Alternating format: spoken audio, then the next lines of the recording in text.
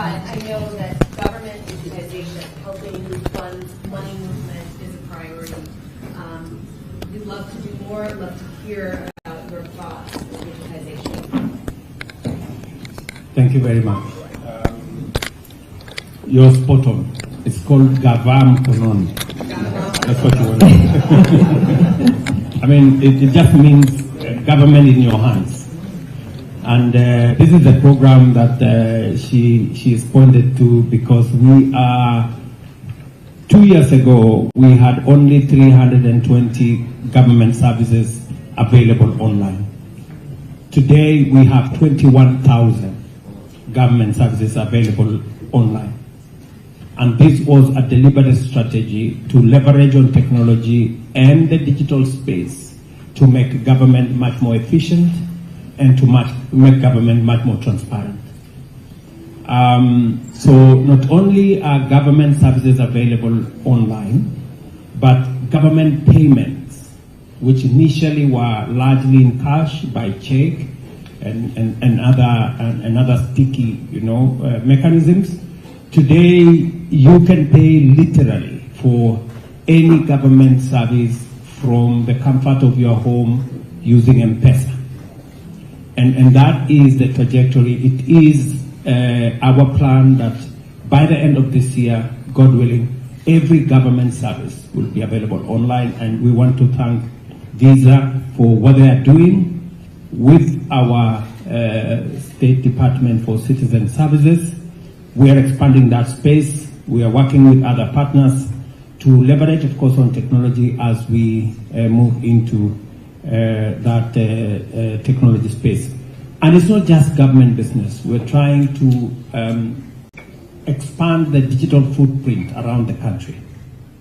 We are currently engaged between the Ministry of ICT, Ministry of Power and Energy to spread the fiber optic footprint around Kenya. And that has its own competitive issues. I know I have my CEO for Safaricom here. Sometimes he's not very happy with me for bringing other characters like Elon Musk and others into the space. But you see, I keep encouraging Peter that competition makes you, keep ahead. And he's been doing pretty well, I must admit. He's really upped his game. And so that element of competition, and that is why even as we have a conversation with Visa, we're also in conversations with MasterCard, and we are in conversation with others, because we want to keep that space competitive.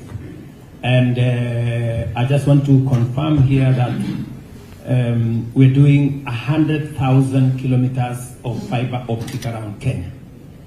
We want to connect 10,000 institutions, hospitals, schools, markets, with hotspot and with fiber optic, so that we can expand e-commerce, we can access government services, because shortly we want to run a paperless government.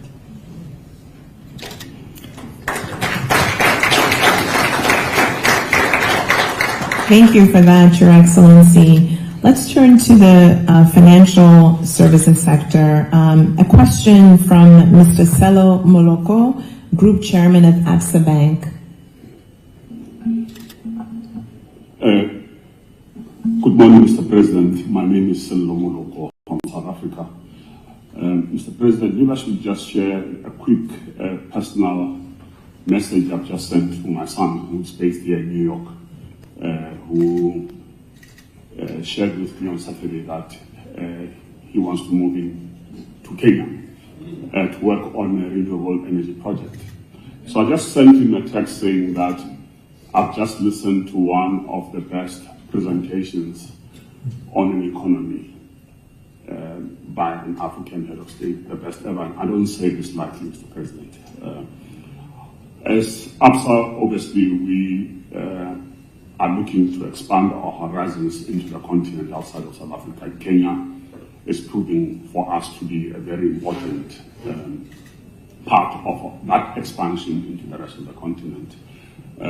Certainly, we've been watching the events unfold in Kenya, and We remain committed, and our commitment is unwavering because we see Kenya as one of the anchors of our strategy outside of South Africa. But I'm tempted to ask the question, Mr. President, around maybe just for you just to give us a flavor of the financial reforms, because obviously as a systemically important institution, that's one of the things that we're looking at. Encouraged by the speech today, has confirmed to me that my son is making the right call and that we at APSA are making the right call, but we just need to understand progress that's being made with regards to the financial reforms in the country. You're so correct on the space around financial reforms. You just heard me mention about what we are doing around having a predictable tax regime that makes it easy for business to plan at least long term in terms of what is the fiscal space, what are the taxes in place, and we have been continuously reviewing that space. As I told you, we take a lot of feedback. We had a meeting with the American Chamber of Commerce. We've had meetings with different groups. Later this in December, we're going to have another European with EU, a conversation around what they think about our tax regime, so that we can align it with best practice. Let me give you an example. Digital tax has really given us some headache. But finally we decided to align our digital tax with OECD standards. That way we don't offend anybody and we keep the standard above board. We had challenges with VAT returns. I made the decision that once VAT returns are certified, if you are not paid by our revenue authorities within 6 months, you can then net off those returns on your other tax obligations. That way, I make compliance both ways, so that either they pay you on time or they lose their tax because you have to recover from what they are doing. So we are continuously improving that tax space to make sure that we are aligned. Let me also say that the reason why we are expanding space around special economic zones, around export processing zones, is because we want to have a predictable regime in that space that has clear tax incentives that you can think about 10 years, you can plan 20 years as you invest in that space. APSA has been a great partner of the Republic of Kenya with a very big footprint. I am happy that you are thinking about that space one more time. And if there is anything that we can do specifically for APSA, please let us know. We will be at hand to deal with it. I have my Chief of Staff here, Eden, who is for your information. He's a former employee of APSA. So he knows his way around. Thank you, Your Excellency, and thank you, Mr. Moloko, particularly for that personal vignette. Let's turn now to Mr. Charles Murito. His Excellency referenced the 30% request of shares from Google previously. Mr. Murito is Director of Sub-Saharan Africa for Google. Do you have a question for the President? I answered all his questions.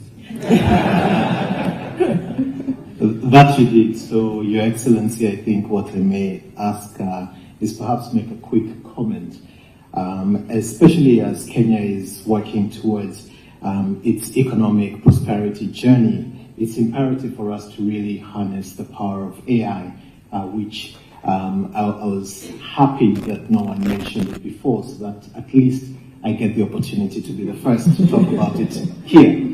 But as we think about that, AI is definitely going to have great impact, not just in terms of the technology itself, but thinking about some of the things that you mentioned around agriculture, around health, education as well.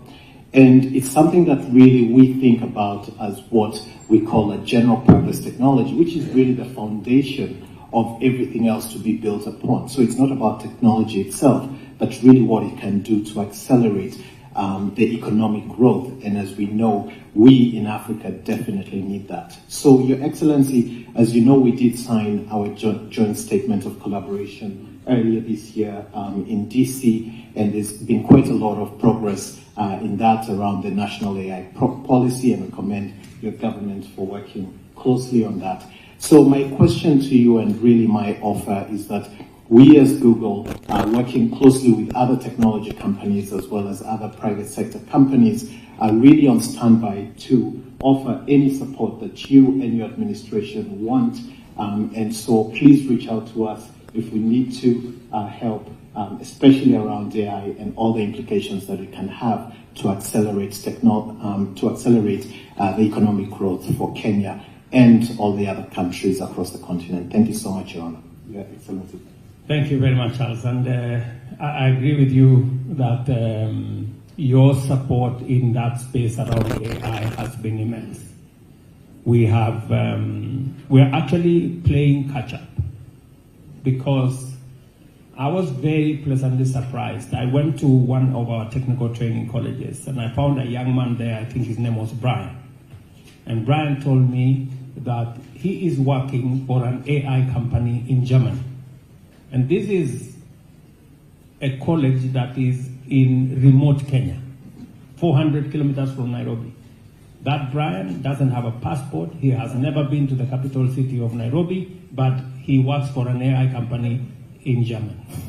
That is, the kind of space where we are. Meanwhile, as government, we are yet to figure out how to deal with AI. We've just finished the policy, and I'm happy to report here that Parliament is now seized with the necessary legislation and guidelines that will support our AI journey. But already we are leveraging on AI to do two very important things. One, we are leveraging on AI to do our means testing instrument for how we are distributing education money to beneficiaries, so that we can use AI to get the algorithms that will give us what is the financial status of which parent. We are using the same to desegregate how we distribute our fertilizer to farmers. And we are now using it for the beneficiaries of our universal health coverage program. There are people who government has to pay for because they cannot afford. Again, AI is helping us in that space. But finally, maybe something that I would ask Charles here is the challenge we have with the negative effects of AI. We have a lot of generative stuff, fake news, misinformation, disinformation. Some of it that hardly people know can know what is true from what is not true. And it is quite a menace. So again, that's the space that we need to work together. And finally, to think about cybersecurity. We still have very serious challenges around cybersecurity. Sometimes I have to call Peter to figure out when government services are attacked, and he's been immensely useful with the Safaricom and other players. So again, I think there is scope for us to collaborate with Google and others so that we can better secure that place. And even the conversation we are having in the Summit of the Future is about artificial intelligence, the misuse and the misuse. There are those who are missing the opportunity to use it, and there are those, of course, who are in the space I talked about. So again, that is space we can all think about. Thank you, Your Excellency, and thank you, Charles, for that question. I'm going to turn this now to Mr. Unice Tammer, Senior Director, Government Relations and Public Policy at Procter & Gamble. And Unice, I'm wondering if Charles referenced that AI had not been spoken about before, so it's something new. If you have a new question for the President, not to put you on the spot. Definitely, I'm put on the spot. Thank you so much. So welcome. Thank you, Mr. President. It's a pleasure to be here. I really was glad to hear about the potential and expansion of the U.S.-Kenya trade agreement, and of course the tax reforms we're talking about internally are massive and very well appreciated. One other further area that can improve the further ecosystem for us as Procter & Gamble is the expansion of the African Continental Free Trade Agreement deployment across the continent. It's a great opportunity across the board for inter-Africa trade. And associated with that is the harmonization of the Kenyan product standards in terms of being compatible with the globe. So whenever they are compatible, it opens the doors for Kenyan products, meat products, to be exported to the rest of Africa and the rest of the world at ease. So just a comment, no questions here, just an appreciation of the development that is happening in Kenya, and thank you so much for this opportunity. Thank you, Unice. So we'll turn now to Ms. Tara Nathan. Tara, where are you? Okay, wonderful. Executive Vice President for Humanitarian and Development and EVP and founder of Community Pass and MasterCard. Tara, do you have any question for His Excellency? Yes. Hello, Mr. President. I think we had the honor to meet when you were here in May to talk about Community Pass at MasterCard, which is also, I'll be the second to mention AI, but it's for digital technology. But for us, one of the things that we're doing via digital technology is making sure on how that's applied to rural, remote communities and making sure that no one's left behind in this digital revolution that we're talking about. Community Pass focuses on rural smallholder farmers. So I would love to hear a little bit more about the agricultural sector, as we had a chance to talk about. For us, when we think about digital technology at MasterCard and through Community Pass, it's really about figuring out how can digital technology not only provide identities, but provide access to markets so that farmers can get competitive bids, how they can get access to authentic and pure inputs, so that they know that the seeds that they're planting are real, that they get access to credit. The main thing that we're really focused on is taking that ecosystem approach, which I think we talked about. So one of the things that we're very proud of is we talked to you, Mr. President, about the MADE Alliance, the Mobilizing Access to the Digital Economy, which in Africa, which we announced at the call to action from Vice President Harris in May. We're proud to announce that now we're launching it in Kenya. And in fact, Community Pass, I should say, was actually innovated and developed in Kenya, and we exported it across the world. It's now live in 7 different markets across the globe. But very interested sort of hear more about your thoughts around digitization, specifically in the agriculture space or in the space of the smallholder farmer, and sort of reaching those folks that are rural, that are more marginalized. That constitute over 7 million or close to 7 million inhabitants across Kenya, sorry. Thank you. Thank you very much. A year and a half ago, we decided that we are going to distribute our fertilizer on a digital platform using e-voucher. We registered 5 million farmers, and every farmer today in Kenya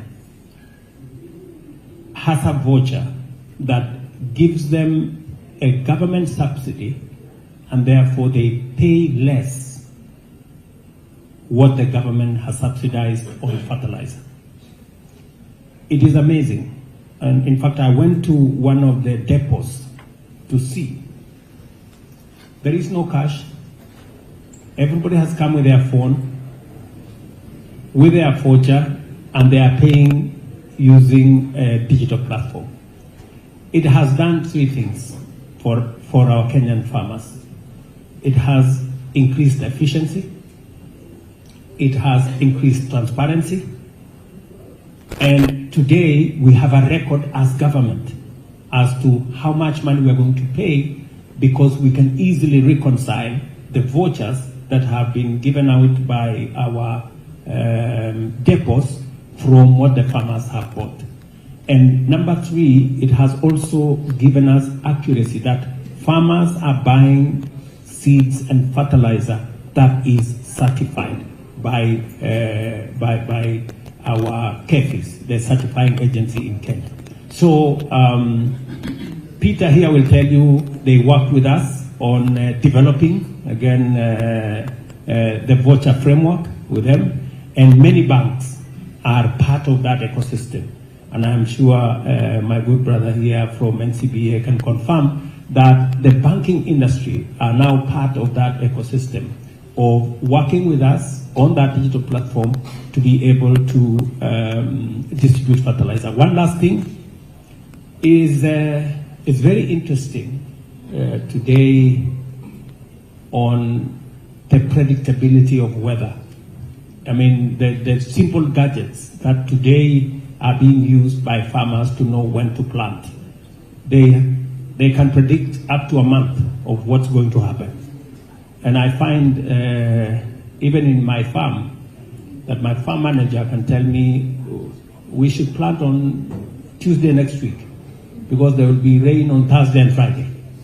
And that really is phenomenal. This is something that has never been the case. So there is much more accuracy, especially in the context of climate change, on when farmers can plant, on when they can do the next step. And therefore, I would look forward to the rollout of the technology you have talked to me about, and hopefully we can build it into the ecosystem that exists at the moment. Thank you, Your Excellency. Last question we have from John Kachora of Kenyan Private Sector Alliance. We heard earlier from Jazz for KEPSA. John, where are you? I am here. I couldn't find you in the audience. That would be why. Maybe what I'll do is make a couple of comments. When the president was speaking, there were a couple of questions regarding accessibility to finance from Adama and, of course, from the chairman, my former chairman, from ABSA. I'm also from ABSA, by the way, on financial reforms. I thought I would really mention two things. One is that Kenya has one of the highest financial inclusion rates in Africa at 86% as of last year. It's one of the highest in Africa. Beyond that, I think, is the question of what the government has done. I think one thing that perhaps is not talked out a lot, Your Excellency, is the effect of the Hustler Fund as far as financial inclusion is concerned. Quite often we measure financial inclusion in terms of transactions, and of course M-Pesa has done a very good job of bringing people into that. But I think really financial inclusion must have the other two components, which is savings as well as borrowings. And I think what Hustler Fund has done is bring the rest of the population that was doing transactions at M-Pesa but not being able to borrow and to save into that saving culture. So today I would say that number, I'm waiting for the next survey. I would say, Your Excellency, I'll be surprised if we are not over 90% in terms of financial inclusion. So really good job on that. I think the other comment that perhaps I would make is that obviously there was the news about Kenya getting grey listed as far as Zambia is concerned. And I think what is, again, I would like to talk about is the reforms that the government has put in place to make sure that Kenya is on the global standard as far as AML and financing of crime is concerned. Parliament enacted a very strict law that really put us on a very global scale. If you look at our laws today, probably the best in the world as far as this AML issue is concerned. So really, those are the two reforms I want to talk about as being key things that the government has done. I think beyond that, the president has talked about the digitalization of government services. I would say today, Kenya is a country where you can pay for everything to do with government on the digital line. Yeah? It doesn't matter who you are, you can get on it and make payments. And I think that really has helped, one, in terms of education, two, in terms of the use of AI, as the president has talked about, And the last one I would say, Your Excellency, is that I'm also a small-scale farmer. I have my voucher for fertilizers, so I want to say I'm living evidence. Thank you. Thank you. By the way, John, I also have mine. Thank you, John. Well, ladies and gentlemen, a round of applause to thank President Ruto.